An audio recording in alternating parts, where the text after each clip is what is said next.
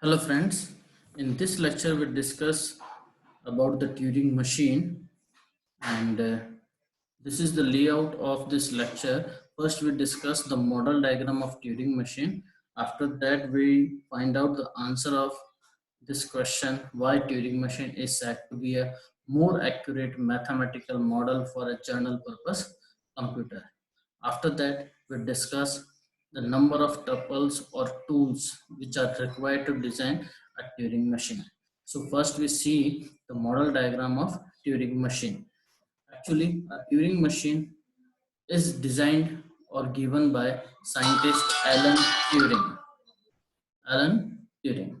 Okay, so in the Turing machine there are three major thing. First is a two-way infinite input tape like this. Okay, this is two-way infinite input tape, and second is read write head. This is a read write head which either read the current symbol under this head or write. Okay, and after reading or writing it moves either left hand side one cell or right hand side. So the next, this is the control, which is also a very important thing in a Turing machine. This gives the state relation. By that state relation, we move over the logic for the solution of a given particular problem. Okay, in this tab this is the input symbols denoted by sigma. Okay, and this is a by default tape symbol, that is blank. This is what a blank symbol which indicate the absence of input symbol. Okay, and all over this blank symbol and this input symbol is represented by a top, that is a tape symbol. Let us discuss one by one each and every thing of this model diagram. Okay, so we start with this infinite tape memory. Look, this is a two-way infinite tape. Means in both side this is infinite. Okay, this is not restricted. This tape is divided into number of cells. So this is what your cell, and each cell is occupied by the symbol from the top. We discuss later what this is top actually. Okay, so at this time, consider this tau is set of tape symbol, means the symbol which is written over this tab. At in this tab the input symbol is written and the by default memory symbol is written like this is from this to this is your sigma, means these are your input symbol for which our input is designed, and this is a blank symbol. Okay, this represent or indicating the absence of input symbol from the sigma. Okay, so union of your sigma and this blank symbol gives us the tape symbol which is denoted by tau. Hope this is clear. Okay, so this tape is infinite and this tape is used for storage purpose of your input, and computation is performed over this tab, over this tape. Okay, so next, in a Turing machine, so in a Turing machine we have a infinite tape. We can move in any of the length, means uh, at any possible sequence all over this blank is written. Okay, like this as per the requirement. Okay, and this is a read write head. About this we discuss in next slide, that is used this read write head making the uh, unrestricted memory. Okay, so we discuss in next slide. So a Turing machine having unrestricted memory means what? We have a reusable memory and random access memory. How it is? Look, we have a read write head. Okay, at every instance of time, this control is pointing one particular cell, and the element of cell or a symbol of cell is written, uh, is read or written by, uh, is read or write by this read write head. Okay, so we can perform both operation, read and write, and this blank symbol is also used to erase a particular symbol. Suppose if we want to erase this sigma, then we can override this a by blank, so it becomes what? Erased. Okay, so like this, reusable memories, this tape is what? Reusable memory. And random access means what? After each read or write operation, this read write have this read write head move either one cell left or one cell right. Okay, how it is, we will discuss in with the particular example in our next lecture. But here we just consider, after reading this particular element or a cell, it either move left side or right side, but only one cell at a time. So we can access to each cell over this tape. Therefore we can say we have a random access, means we can read or write any of the cell present over this tape. Okay, so so by these two characteristics of the Turing machine, we can say a Turing machine having unrestricted memory. Next, this control. Okay, this control is what? Actually this control, when we working over this tape, then the there is the changes from one state to another state.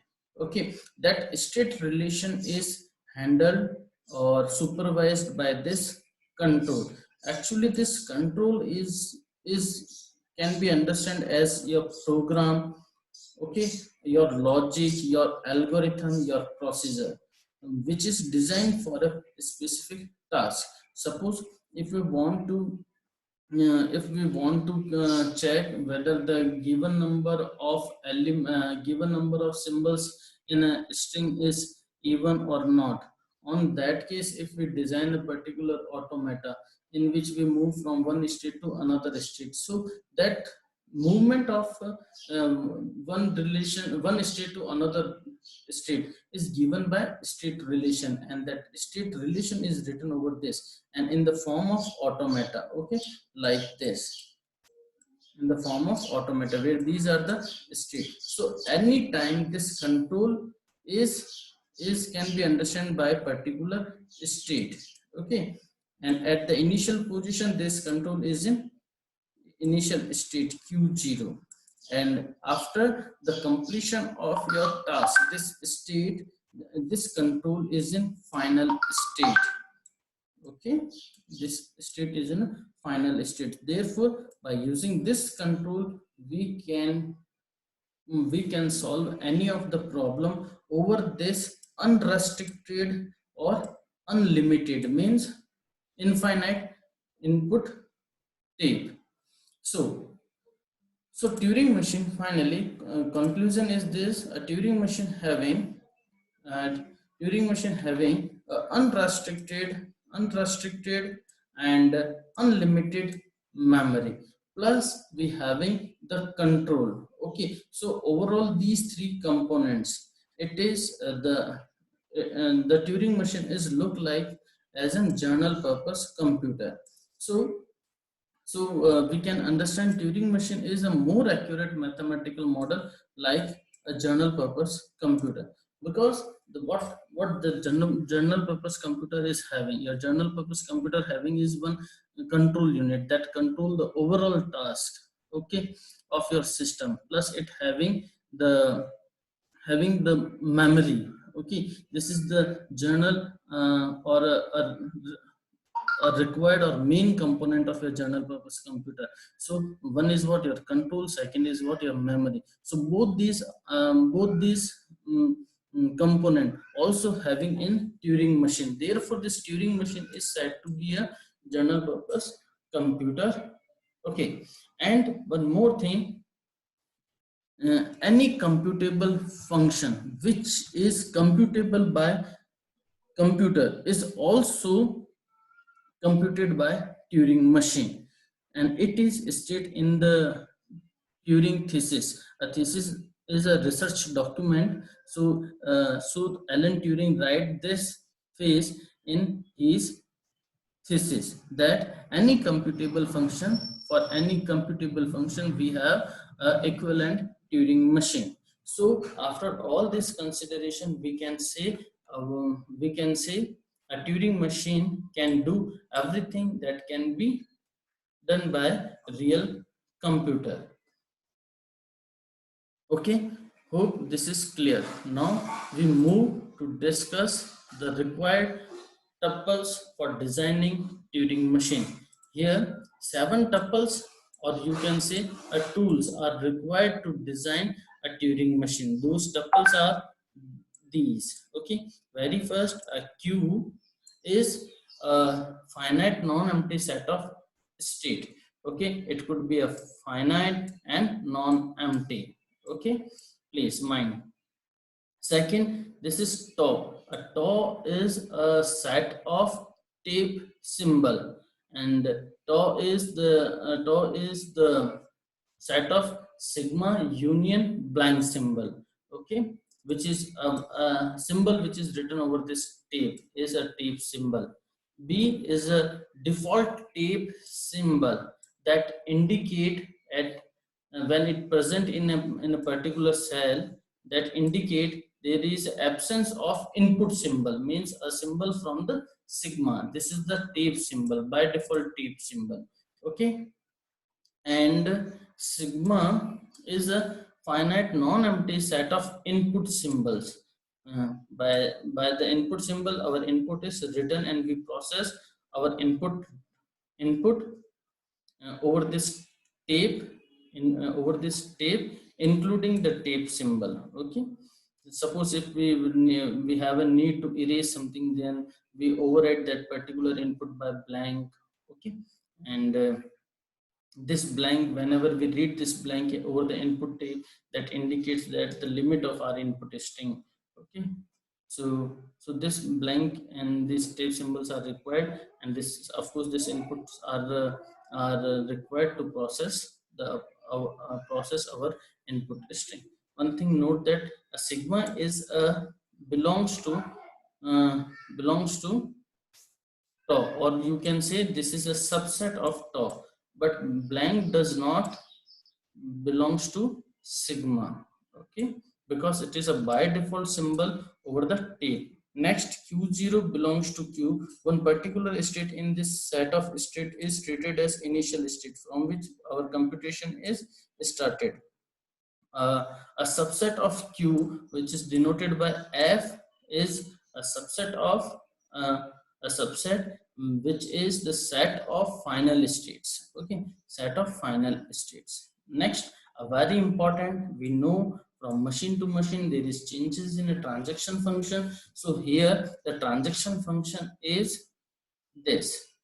Okay, what it we discuss. Okay, so at any instance of time, our control is in particular state, and it read a tape symbol over this tape. So left hand side, or pre computation, we have a situation, we have one state and one element under the control or a read write head. So after we reading one particular symbol over the input tape, we move or we change our computation from a new state, and we write at any time, every time we write a tape symbol over the tape. If suppose we don't want to change anything, then we override that current input symbol by that only. Okay, suppose here we read a, and if we don't want to change this a, then we override this a by a. Okay, so this is the overwriting symbol.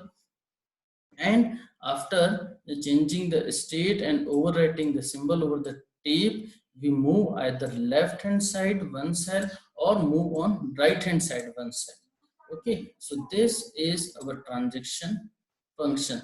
We will also discuss the same transaction function when we discuss about the movement and the instantaneous description in Turing machine. Here this is for only introduction purpose. For it, please go to our next lecture. If you have any doubt, please listen again and mail me at this if you have any doubt. And these are the references which is used to making this lecture.